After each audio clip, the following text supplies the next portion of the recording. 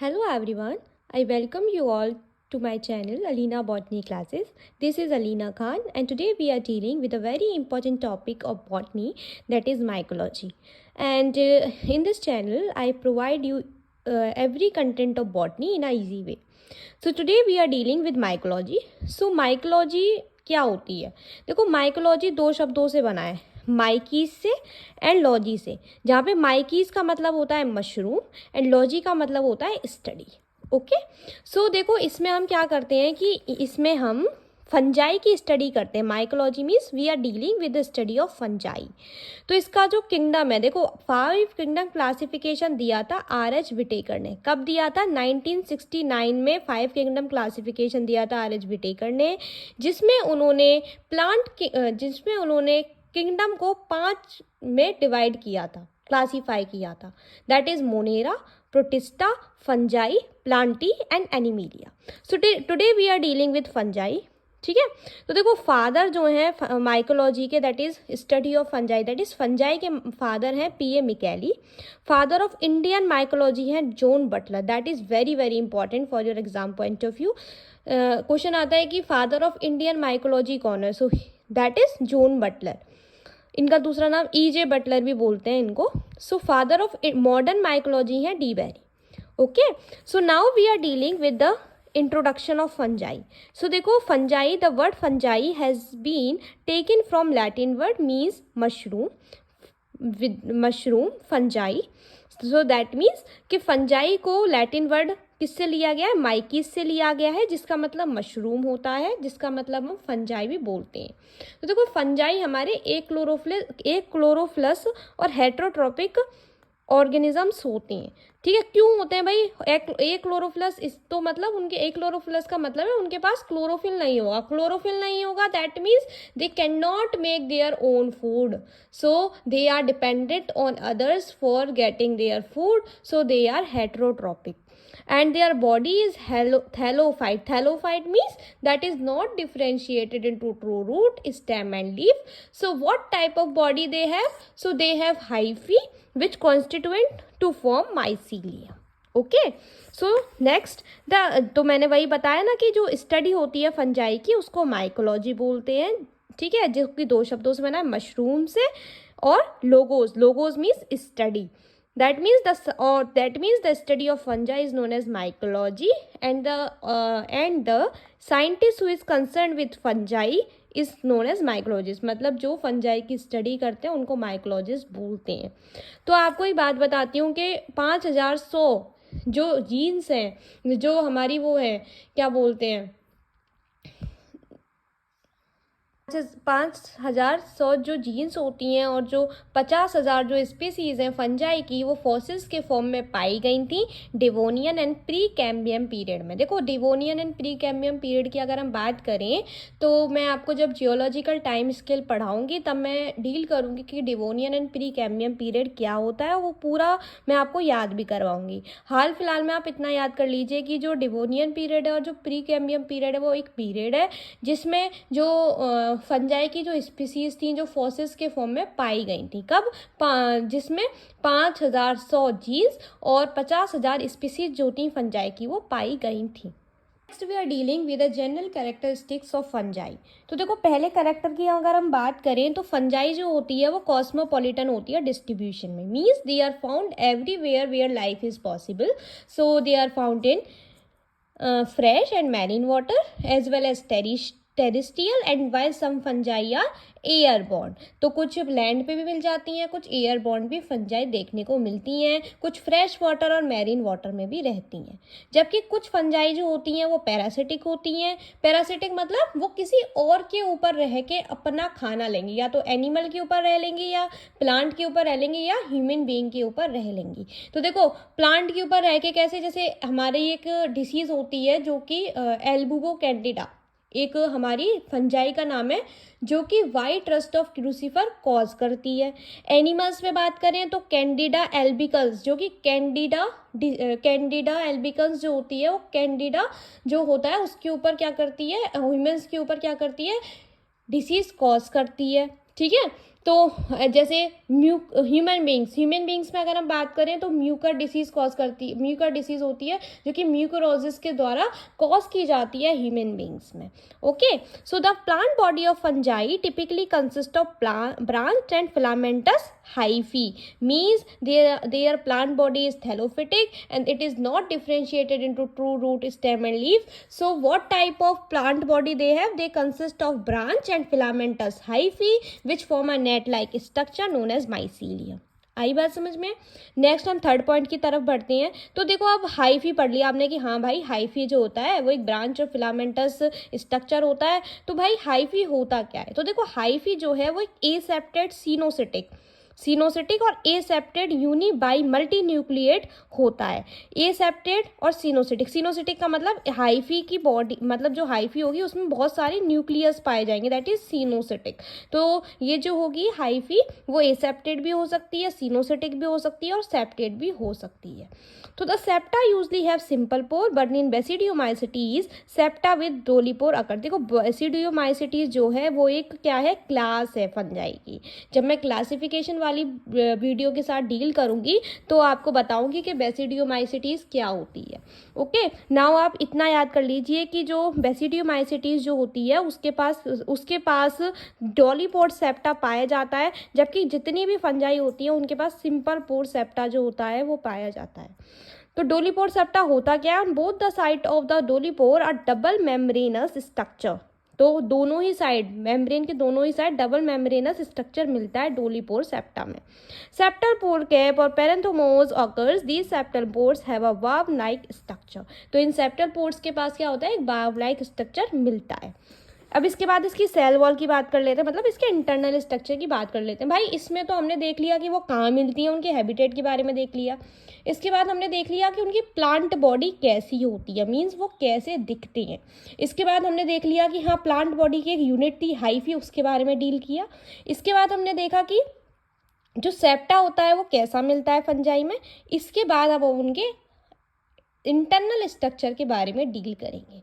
तो देखो जो उनकी सेल वॉल होती है वो फंगल सेलुलोज की मिलती है जिसको काइटिन बोलते हैं. कुछ फंजाई जो होती है लोअर फंजाई, उन जो मेंबर हैं ऊमाइसिटीज की, उनके पास सेल वॉल सेलुलोज और ग्लूकन की बनी हुई होती है. That is very very important. Question आता है कि जो फंजाई की सेल वॉल होती है वो किसकी बनी हुई होती है. So our answer should be it is made up of chitin. Okay, so fungi entirely devoid of chlorophyll but carotenoids are present in the hyphae. तो जो फंजाई होती है उसके पास क्लोरोफिल नहीं होता. वही मैंने पहले भी बताया था कि ये एक्लोरोफिलस होती हैं, मतलब इनके पास क्लोरोफिल नहीं होता है. एंड पर इनके पास कार्टिनॉइड्स पाया जाता है. Carotenoids is the pigment which is found in the which is present in the hyphae. So that is hyphae are homo, heterokaryotic, haploid or diploid. Next, the hyphae contains colourless and vacuolated cytoplasm. तो जो hyphae होती है उसके पास क्या present होता है? Colourless और vacuolated cytoplasm present होता है. बिसाइड एंडोप्लाज्मिक रेटिकुलम, तो जो हाइफी है उसके पास साइटोप्लाज्म प्रेजेंट है. इसके अलावा जो एंडोप्लाज्मिक रेटिकुलम होता है, माइट्रोकॉन्ड्रिया होता है, गोल्जी बॉडी होती है, उसके अलावा many non living substance like reserve food material also occur in cytoplasm. तो देखो भाई साइटोप्लाज्म जो होता है उसके अंदर क्या प्रेजेंट होता है? रिजर्व फूड मटेरियल भी उसके अंदर प्रेजेंट होता है, जिसमें जो फंजाई होती है वो अपना रिजर्व फूड मटेरियल साइटोप्लाज्म के अंदर स्टोर करके रखती है. आई बात समझ में? नेक्स्ट है the hyphae are homo, heterokaryotic, haploid, dikaryotic और डिप्लॉइड. तो जो हाइफी होती है वो हेटेरोकारियोटिक होती है, डाइकारियोटिक होती है. हेटेरोकारियोटिक मतलब डिफरेंट न्यूक्लियस होंगे उसके पास. डाइकारियोटिक मतलब उसके पास दो न्यूक्लियस जो होंगे उसकी हाइफी में वो प्रेजेंट होंगे. The higher fungi are immotile, मतलब जो बड़ी जब हम एडवांस लेवल पे जाएंगे तो जो हायर फंजाई होती हैं वो इमोटाइल होती हैं. दैट मीन्स वो क्या नहीं कर सकती, वो मूव नहीं कर सकती.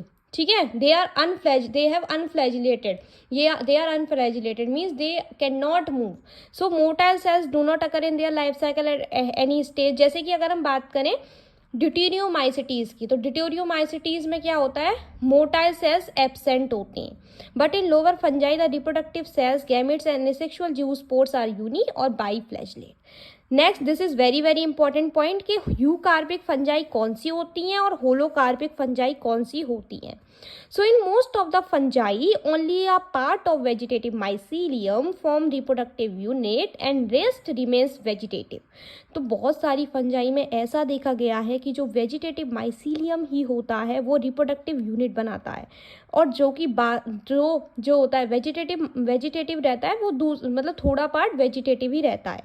तो बहुत सारी फंजाई में ऐसा देखा गया है कि थोड़ा सा ही पार्ट वेजिटेटिव माइसीलियम का रिप्रोडक्टिव यूनिट बनाता है और बाकी का वेजिटेटिव ही रहता है, उसको हम यूकार्पिक फंजाई बोलते हैं। That is very very important. Example की बात करें तो फाइटोप्थेरा इन्फ्रेस्टेज, जो कि क्या कॉज करता है, जो कि हमारा कॉज करता है late blight of potato cause करता है, Phytophthora infestans. Then however in unicellular fungi whole eucarpic cell is transferred into reproductive unit, परंतु कुछ यूनिसेलुलर फंजाई में ऐसा देखा गया कि पूरा का पूरा होल वेजिटेटिव सेल जो होता है वो रिप्रोडक्टिव यूनिट में बदल जाता है। तो ऐसी फंजाई को हम क्या बोलते हैं, होलोकार्पिक बोलते हैं, जो कि सिंकाइटम एंडोबायोटम इसका एग्जाम्पल है, जो कि what disease of potato cause करता है। आ गई बात समझ में? और ये बहुत इंपॉर्टेंट पॉइंट है, ये शॉर्ट में या वेरी शॉर्ट में पूछ लेते हैं कि यूकार्पिक फंजाई बताओ और होलोकार्पिक फंजाई बताओ, तो आप लिख देंगे। आगे बात समझ में? इसके बाद अब हम इसके रिप्रोडक्शन की बात करते हैं कि रिप्रोडक्शन कैसे करता है। देखो रिप्रोडक्शन जो है मैं आपको एक बड़ी सी वीडियो में समझाऊंगी, उसके लिए मैं अलग वीडियो बनाऊंगी, बट इसमें थोड़ा सा मैं कैरेक्टरिस्टिक्स बता रही हूँ, तो थोड़ा बहुत मैं ऐड कर रही हूँ। तो देखो they reproduce by vegetative, asexual and sexual means. तो ये वेजिटेटिवली रिप्रोड्यूस करते हैं, एसेक्सुअल भी करते हैं, जबकि कुछ फंजाई जो होती हैं वो सेक्सुअल मीन्स से भी क्या करती हैं, रिप्रोडक्शन करती हैं। ठीक है। द वेजिटेटिव रिप्रोडक्शन में टेक प्लेस बाय फ्रेगमेंटेशन। तो वेजिटेटिव रिप्रोडक्शन फ्रेगमेंटेशन के जरिए हो सकता है, जिसमें क्या होता है कि जो फंजाई की जो बॉडी है, जिसमें जो हाइफी परजेंट है वो फिलामेंट्स में टूट जाएगा, और हर फिलामेंट जो होगा वो क्या करेगा, इंडिविजुअली ग्रो करेगा। ठीक है। और वो क्यों टूट रहा है, वो जब अगर कोई डेड एंड डिके हो गया बॉडी में, या एक्सीडेंटली ब्रेकिंग हो गई, इसकी वजह से वो टूट रहा है। ठीक है। इसका एग्जाम्पल म्यूकर, राइजोपस, एस्परगिलस हो जाएगा। इसके बाद वो बाइनरी फिजन से भी रिप्रोड्यूस करते हैं, जो कि यीस्ट हो गया जिसका एग्जाम्पल। ठीक है। बाइनरी फिजन का मतलब है जब कोई पेरेंटल बॉडी होगी वो दो डॉटर सेल्स में टूट जाएगी, और वो 2 से 4 में टूटेगी, 4 से 8 में, तो that is known as binary fission. ठीक है। जो कि यीस्ट में देखने को मिलता है। बडिंग के जरिए होता है कुछ में, जैसे कि यीस्ट में और अस्टिलेगो में। बडिंग में कुछ स्मॉल आउटग्रोथ जो होगा प्लांट जो फंजाई की बॉडी से निकल जाएगा और वो अलग से ग्रो करेगा। Okay. Next about 20% fungi propagate only asexual means. तो वेजिटेटिव मैंने आपको समझा दिया, अब एसेक्सुअल की बात करते हैं। तो एसेक्सुअल की बात करें तो जो 20% फंजाई होती हैं वही सिर्फ एसेक्सुअल रिप्रोडक्शन करती हैं। Asexual reproduction take place during favourable condition by the formation of variety of conidia और स्पोर्स, दैट इज एस्परगिलस और मल्टी सेलुलर। ठीक है। या तो क्या होता है कि फेवरेबल कंडीशंस में जो फंजाई की बॉडी होती है वो कोनिडिया या स्पोर्स बनाती है, उसके जरिए वो रिप्रोडक्शन करती है, जैसे कि एस्परगिलस और मल्टी सेलुलर ऑल्टरनेरिया सोलानी जो होता है वो early blight of potato cause करता है। They may be endogenous when develop in a pycnidia or sporangia. तो pycnidia और sporangia is also a type of spores. So they are mucor mucido उसका example हो जाएगा, जो कि exogenous है। When develop on स्पोरोफोर्स और कोनिडियोफोर्स, और कभी कभी ये स्पोरोफोर्स और कोनिडियोफोर्स में बनते हैं, जैसे कि एस्परगिलस और Penicillium. Next some common asexual spores in fungi are zoospores, chlamydospores, oidia and aplanospores. Example Mucor, Achlya, Pythium, Ustilago etcetera. तो देखो अगर फंजाई की लाइफ साइकिल की बात करें तो वो हैप्लॉइड होती है, हैप्लॉइड डिप्लॉन्टिक होती है, हैप्लॉइड डिप्लॉइड होती है और डिप्लॉइड होती है। और जो फूड मटेरियल इनमें स्टोर होता है वो रहता है ग्लाइकोजन की फॉर्म में और ऑयल ग्रेन्यूल्स की फॉर्म में। So that is all about the general characteristics of fungi. Okay, so if you like my video, so please subscribe and hit the like button and comment if you don't understand any topic. Thank you for watching. Bye bye. Take care.